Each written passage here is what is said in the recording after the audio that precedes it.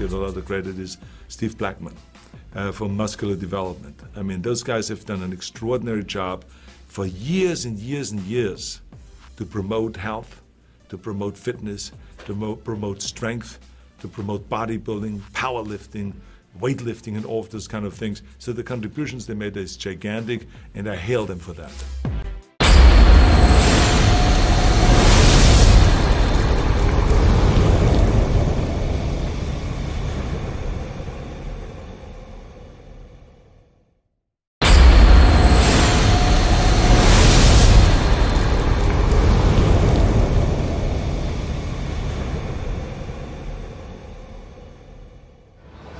Ron Harris here from MuscularDevelopment.com at the Arnold Classic Expo.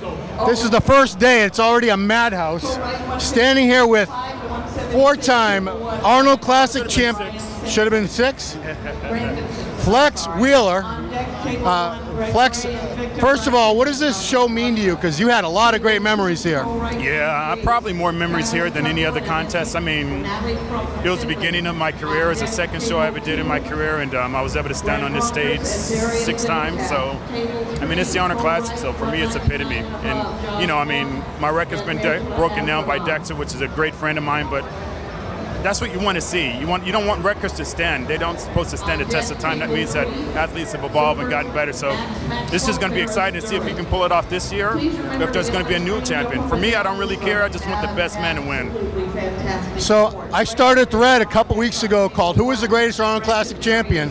That'd be me. No, I'm kidding. Well, no, not only did most people say Flex Wheeler, but a lot of people said the best physique they ever saw was Flex Wheeler in 1993, and they're including every Olympia winner of every Olympia. I mean, it's like that was a legendary year. People, how many years ago? 25 years ago. We're still talking about it. So I mean, what do you remember most about that first win, or do you remember much? Yeah, I do. I mean, it was so innocent, and I didn't know anything at all. I was dieting on tuna and rice. I didn't know anything about carving up. I was just so green, and I remember it was my second pro show. My glutes were straight, and I remember running out into like the audience before the show and showing Rico and Chris like, look at this. But it was just so innocent. But I think more so than anything, just for your peers and fans to look at you that way and everything like that, that's the greatest honor of all. I mean, trophies go away and that money's spent and everything, but for people to still think that and even compare that over 20 years, you know, later, is just, what else could you ask for? So, I mean, that's probably one of the greatest honors that I get bestowed on when people think that. I mean, obviously, it's their opinion, and everybody has their opinion, but it's beautiful. I love to hear that. So, you know, you were second at the Olympia a few times. You know, you never quite got the Olympia, and I know you won the Olympia, but was it any comfort at all knowing that you dominated this show for many, many years up until your buddy Dexter came along much, much later on and broke the record? Definitely. You know, for whatever reason, as I've said many times before, I always felt when I came to Arnold, this was my show. I always felt like a visitor when I went into the Olympia, you know, for whatever reason. But of course it does. And even again, to have my record broken, I still can say I was the first who ever did it.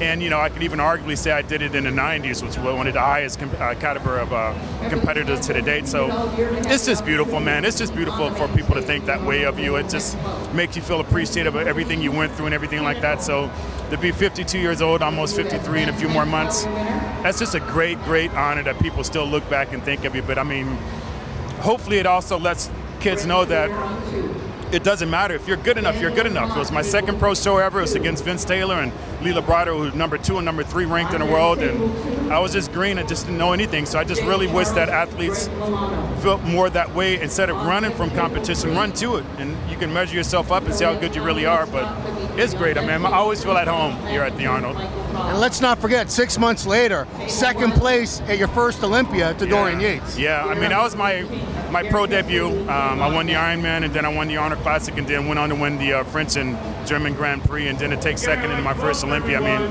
that was just a hell of a year. You know, it was just a hell of a year, and probably other than people feeling that way, honestly, I'm really proud to still say to this date, I had the best pro debut in the history of the entire sport. So, and whoever's going to break that record haven't even turned pro yet, because they have to do that pro year. So, it's just great. You know, it's just great to have a little bragging rights, especially when you know bastard like me and stuff like that. That's all you have is memories and photos. So.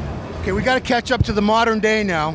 So you just did a comeback like 6 months ago, not even. Yeah. You look like, I've been, obviously I follow your social media. You're still training hard. Yeah. It looks like you could come back again if you want to. Do you want to? No, because I mean, I did that for a different reason. As I've said a million times, it was just to show people just, through what I've been through and everything, car accident and kidney transplant and all the multiple surgeries I had, that just not to give up. It was never on a competitive measure. I mean, I honestly know that I can't compete in today's market. I'm 52 years old. I'm never going to look like I did before, and even going into the classic physique, I understand what my strengths and my weaknesses are. So it's just a message out to everybody that just don't give up on your dreams, whether it's just to be the best person you can or just get out of bed and work out, and age is just a number and stuff like that. And if you've been through, health problems, and still I have health problems now, just don't give up on life. So that was a message I want to send out. But to go back on stage and try to compete again would be making a different statement, saying that I can be competitive in these days. But it just doesn't matter. These kids are the best now. That's like, I won't say any names, but that's like when I was in my prime and somebody from 10 years ago would come up on stage with me, listen, I'm going to have my way with you, because I'm in my prime, so I can't do that to these kids or anything like that. So it's going to be an honor to watch the kids compete again this tomorrow and tonight, and I really enjoyed that. But I can never be the guy I was. I don't want to be. I couldn't handle it mentally, physically, or spiritually, anything like that. So I'm good with what I've done. Yeah, I'm good. Well, you have nothing to prove. Right. You were a living legend. A lot of people feel Flex Wheeler is the greatest physique in bodybuilding of all time, regardless of Olympias or whatever. Right. So, yeah, you did. What more can you ask for? You did it all. You did it all. What more can I ask for? Yeah. Thank you so much for taking the time, Flex. Appreciate it as always. You're wishing the best of luck in all your current endeavors and everything. Health, family, all that good stuff. True friend, man. Yeah. As I said many times, this guy wrote my everything I used to say at ESPN, American Sport Network. So it was my fault. It was always an honor working with you, and even back in the days when both of us were young dicks and everything like that. Here we are as fathers and grandfathers and stuff like that, and still get along. So I seriously appreciate you, man. I seriously appreciate you. Appreciate that, man. Thank you. Yeah, for sure. All right, for MuscularElement.com, this is Ron Harris and Flex Wheeler.